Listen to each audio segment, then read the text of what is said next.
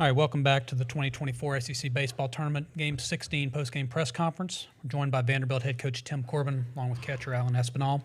In a moment, Coach will give an opening statement, and then we'll take questions directed to Alan only, please. Luke and Nolan have wireless mics, so please raise your hand and identify yourself before asking a question. Coach, if you give an opening statement. Yeah, just tough one to lose. We put ourselves in harm's way, though, throughout the game, which was unfortunate, and it probably could have been more by them. But at the same time, we pitched well enough to contain them to those 6 runs. And, 4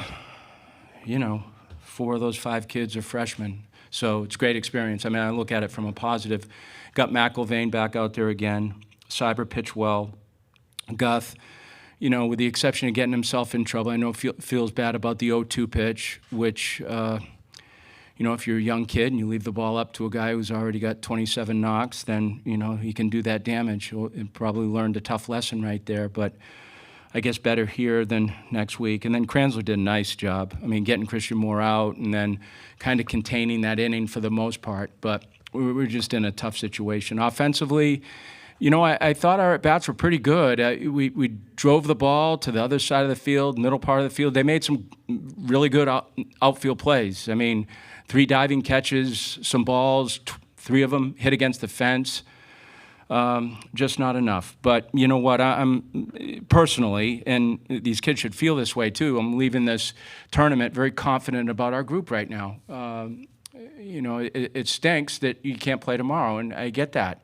But at the same time, a week ago, when we were standing in the middle of the field when Kentucky was celebrating like it was damn presidential inauguration, the fireworks were going off, and I thought, whoa, this is a low point, and it was. But the next morning, we got up, and the kids did a good job of regrouping themselves.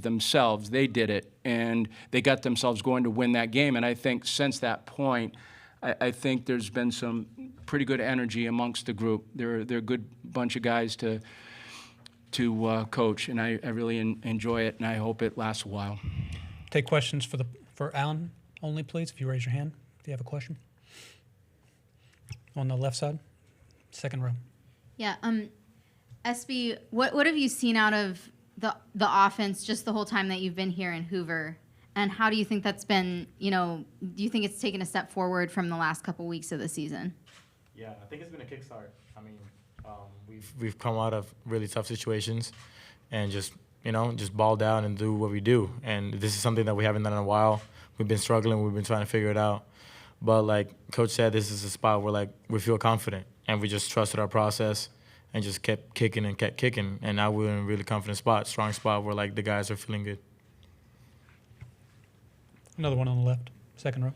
Yeah, obviously you're one of the veterans on this team, and you're working with a lot of pitchers who are freshmen who've never pitched in the postseason before. What is it like guiding through those pitchers through some of these big moments here? It's like looking in the mirror, in a sense, just deep breaths and just taking everything and slowing it down. That's the nature of the game. When the game speeds up on you, then it's when you start making your mental mistakes. So just telling the kids just slow down and take it one pitch at a time, one breath at a time. And that's basically what I've been doing. Any more for Alan? If not, congratulations on your play this week. Thanks for your time. Thank you.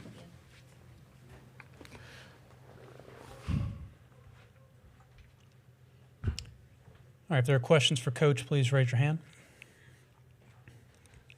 On the left. Yeah, Tim, being able to get Ethan McIlvain back, what did you see from his return, and did you get what you wanted out of his outing? Got a 0 in the 1 inning. He got to throw the 18 pitches, so that was good. First and second, no outs, and he got out of it. So, yeah, positive. I think just getting him back out there again was good for Ethan, and to throw the ball the way he did. It's been a long time, so I was happy for him, and I'm happy for our team moving forward. And then what was the decision-making process of putting Jaden Davis in the game, and how good was it to see him back too? Not much of a decision. He's been working up to that point, and I told him this morning at breakfast that if a situation came up that I wouldn't flinch. As long as he doesn't, I won't. And put him in the game, drew a walk. Good for him. That's one at-bat that he needed going into next week. So I'm happy to see him back in. The kids were too. Yeah. What has been his process like of recovering from that injury? Just, just getting on the field, taking swings off of a tee, and then elevating to an arm, and then elevating to a machine, and now today, and then he's facing Bob Gibson out there throwing 100. I mean, welcome back. Front row on the right. Coach Steve Robertson with Gene's Page 247 Sports. I mean, you know this league as well as anybody. How would you kind of assess the health of the league going into the regional? I mean, every year it seems like the SEC is the conference to beat. But based on what you've seen this year, how would you say you expect the conference to perform in the NCAA tournament? I think they'll all handle themselves well. I say that because I don't know the rest of the country real well, so it'd be unfair of me to speak. But I think what these kids do, whether it's Tennessee or LSU or any of these kids, they play in hot temperature situations. I mean, there's a lot on their shoulders on a weekly basis, and it's very important to the people around them, which kind of creates that little bubble of pressure that, or you can call it whatever you want, bubble of heat that occurs around them. So I would suspect if they play up to their abilities, I would say that you're going to see a favorable amount of teams in Omaha again. There's been a lot of great players in this league for a long period of time, and as good or better. But in totality, the league is just very strong from 1 to 9. I mean, you look at this Tennessee lineup, and there's any one of those kids can do damage from 1 to 9, and even us. We get down to Bolger, who's hitting 8th, and that's a proven hitter who's hit in the league for 4 years. Calvin Hewitt's had a great tournament, great last couple of weeks. So, but to answer your question, yeah, I can see them doing well. Front row on the left. Marcus Phillips there. What kind of weapon is that for Tennessee as he's kind of come along a little bit here late in the season? Yeah, Tony knows him better than I do, but that's a really good arm. I mean, that's a guy that if you look up in 2 or 3 years, you're going to see him on TV, probably out of a bullpen. It's really, really hard stuff, and it seems to me like there's not a lot of effort to what he does, and he's wild enough to keep you honest in the batter's box. You're not sitting in there, you're not comfortable. But I thought we got off some good swings there at the end, and I was hoping that we could break him, but credit him. He was tough down the stretch, and they rode him. They needed to. I mean, he 42 pitches deep. I mean, did a good job for them. Third row on the left. Tim, with Xander Seacrest, you all were able to barrel him up a couple times a couple weeks ago in Vanderbilt, and he was able to bounce back in his regard today. What was different about him?